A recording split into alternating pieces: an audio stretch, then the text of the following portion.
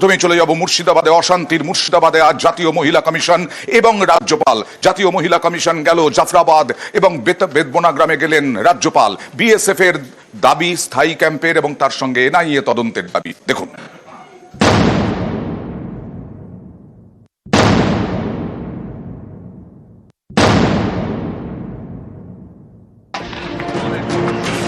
ওয়াকাফ আইনের প্রতিবাদের নামে তাণ্ডব, লুট, আগুন, মৃত্যু। গত সপ্তাহে উত্তপ্ত হয় মুর্শিদাবাদের সুতি, শামশেরগঞ্জ। শনিবার ক্ষতিগ্রস্ত এলাকায় যায় জাতীয় মহিলা কমিশন। এদিন ধুলিয়ানে যান জাতীয় মহিলা কমিশনের 6 সদস্য। বেদবোনা, রতনপুর, জাফরাবাদে একের পর এক বাড়ি জ্বালিয়ে দেওয়া হয়, লুটপাটও চলে বলে অভিযোগ। এদিন ক্ষতিগ্রস্তদের বাড়িতে যায় জাতীয় মহিলা কমিশনের প্রতিনিধি দল। তাদের সামনে কান্নায় ভেঙে পড়েন গ্রামবাসীদের কয়েকজন, পায়ে পড়ে যান। অশান্তির জেরে শামশেরগঞ্জের দুজনের প্রাণ যায়। সম্পর্কে তারা বাবা ছেলে। এদিন জাফরাবাদে তাদের বাড়িতেও যান জাতীয় মহিলা কমিশনের সদস্যরা। इतना दुख और इतना दर्द है इनके पास, मैं अभी निशब्द हूँ, मेरे पास शब्द नहीं है उनके दर्द को बयां करने के लिए। এক সপ্তাহ পরেও স্থানীয়দের মনে অশান্তির আতঙ্ক। এলাকায় বিএসএফ এর ক্যাম্পের দাবি তোলেন গ্রামবাসীরা। আমরা চাইছি এখানে কেন্দ্রীয় ক্যাম্প পার্মানেন্ট দেওয়া হোক, নালে আমরা এখানে থাকতে পারবো না।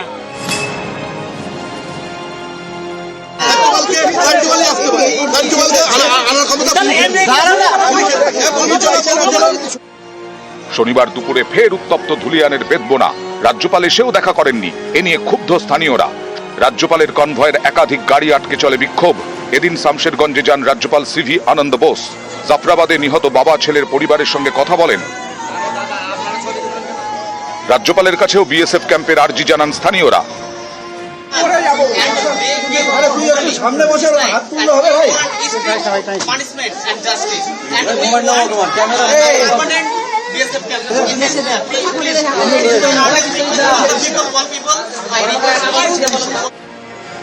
জাফরাবাদের বিভিন্ন ক্ষতিগ্রস্ত এলাকা ঘুরে দেখেন রাজ্যপাল, কথা বলেন গ্রামবাসীদের সঙ্গে।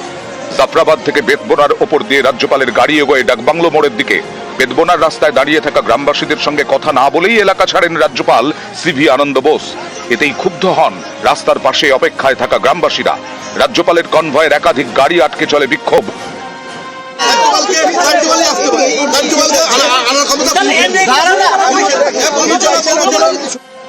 বিক্ষোভের খবর পেয়ে 3 কিলোমিটার ঘুরে ফের বেদবোনায় যান রাজ্যপাল সিভি আনন্দ বোস। গ্রামবাসীদের সঙ্গে কথা বলেন।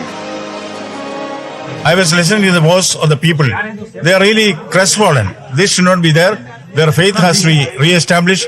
Their security has to be given. This fear psychosis has to go. The failure of state administration. I'm not passing a judgment on everything. I'm here for the relief operations. বাড়িতে আগুন, লুট, হুমকি। প্রাণ বাঁচাতে অনেকেই ঘর ছাড়েন।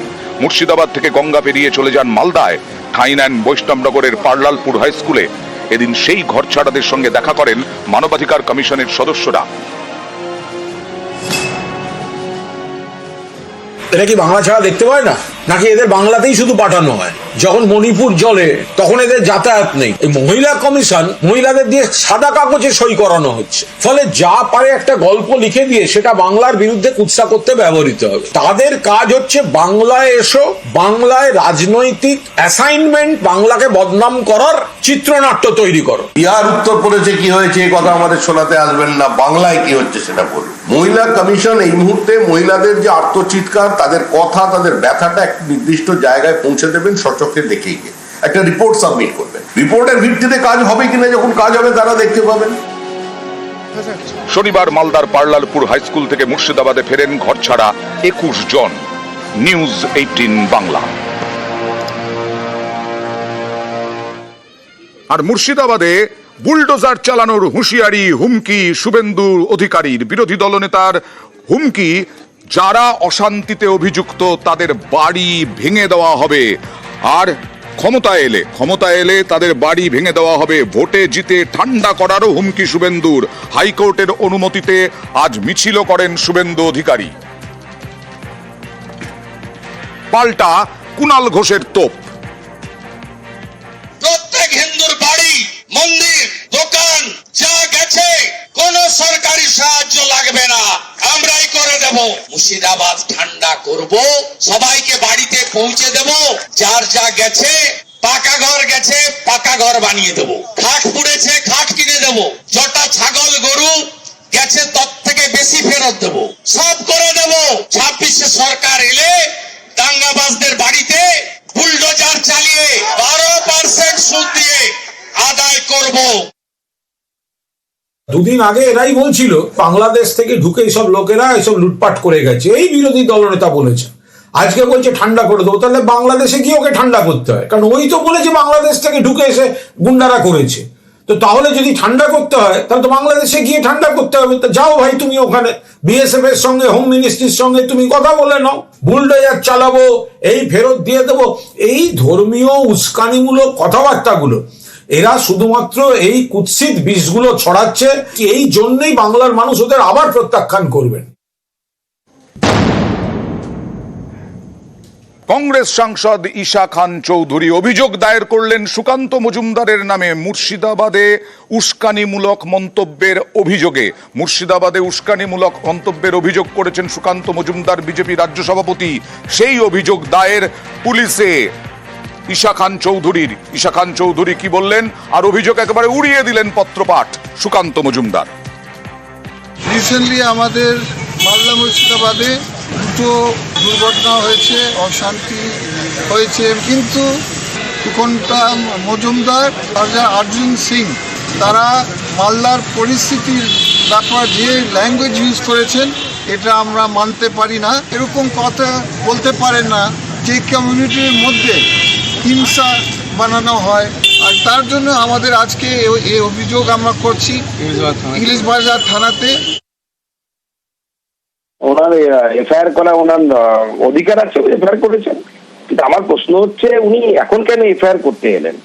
যখন সেই হিন্দুরা ওখান থেকে পালাতে বাধ্য হচ্ছিল তখন ঈশা খান চৌধুরী বিবেক কি জাগেনি, নাকি তখন বিবেক অন্য কোথাও গিয়ে ঘুমোচ্ছিল? তো তখন কেন বিবেকটা জাগেনি? কেন তাদেরকে আটকানোর জন্য কোনো চেষ্টা করেননি? কেন তাদের বিরুদ্ধে কোনো এফআইআর করার চেষ্টা করেননি? বালুরঘাট ধুন্দুমার এসডি অফিস অভিযান সুকান্ত মজুমদারের নেতৃত্বে। মুর্শিদাবাদে অশান্তির প্রতিবাদে আজকে এসডি অভিযান। পুলিশের বিরাট ব্যারিকেড ছিল, সেই ব্যারিকেড ভেঙে এসডি অফিসে ঢোকার চেষ্টা বিজেপি কর্মী সমর্থকদের, প্রায় উপড়ে ফেলা হয়েছিল ব্যারিকেড। তারপরে পুলিশ একেবারে ব্যারিকেডের সামনে চলে এলো, পুলিশের সঙ্গে বিজেপি কর্মী সমর্থকদের কথা কাটাকাটি। তারপরেই পুলিশ লাঠি চালালো, আর লাঠি চালানোর পরেই তীব্র প্রতিবাদ জানাতে শুরু করলেন বিজেপি কর্মী সমর্থকরা। পুলিশের সঙ্গে ধাক্কাধাক্কি, বচসা, হাতাহাতি, মারামারি। পুলিশের একজন আহত, ইট বৃষ্টিতে পুলিশের মাথা ফাটলো, আর বেশ কয়েকজন বিজেপি কর্মী সমর্থক তারা আহত। পুলিশকে মেরেছে বিজেপি, এরকম ইয়ে আছে? সে তো পুলিশ লাঠিচার্জ করার পর যখন সমস্ত কিছু ছত্রভঙ্গ হয়ে গেছে তখন কে ঢিল মারছে? আমরা মেরেছি না আশেপাশের লোক মেরেছে ভগবান জানে। আমাদের কর্মীরা বাসের ব্যারিকেডের উপর আক্রোশ দেখাচ্ছিল। বাসের ব্যারিকেডের আক্রোশের তো কারো লাগার কথা না।